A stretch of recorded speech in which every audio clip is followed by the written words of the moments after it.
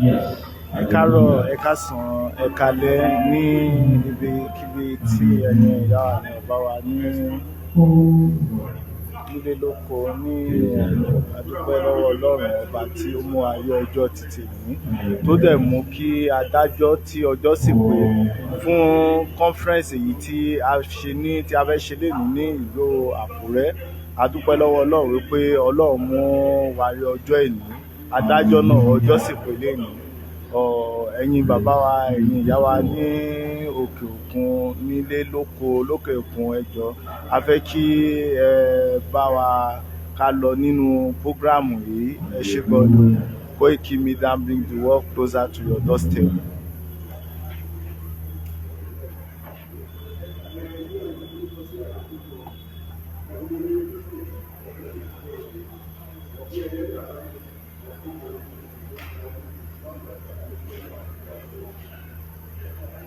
Hallelujah. Hallelujah. Praise the Lord. The Lord is good all the time. And the Lord is good.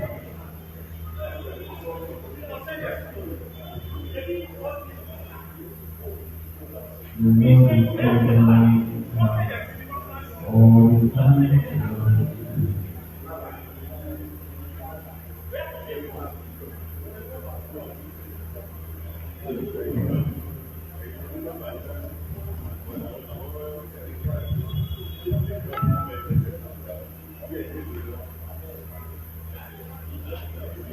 Yes. Hallelujah. Hallelujah. Hallelujah.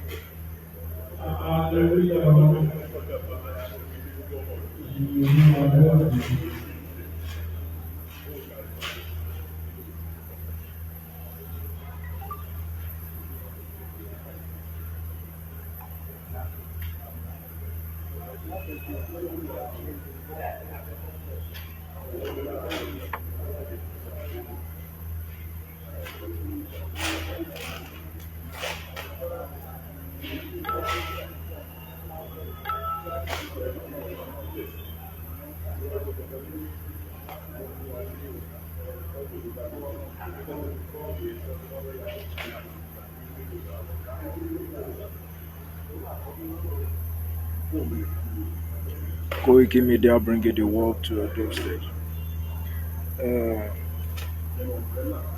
A ti ń múra àti bẹ̀rẹ̀ ètò báyìí.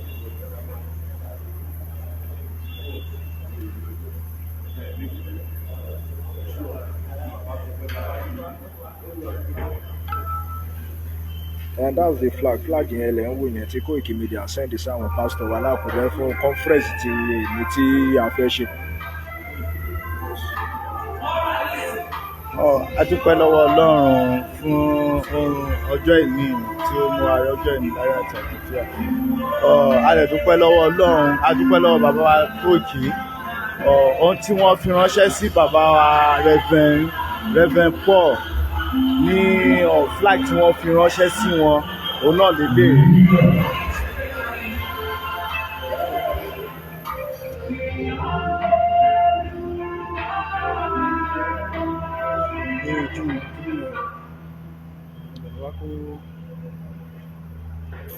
The Lord is good all the time.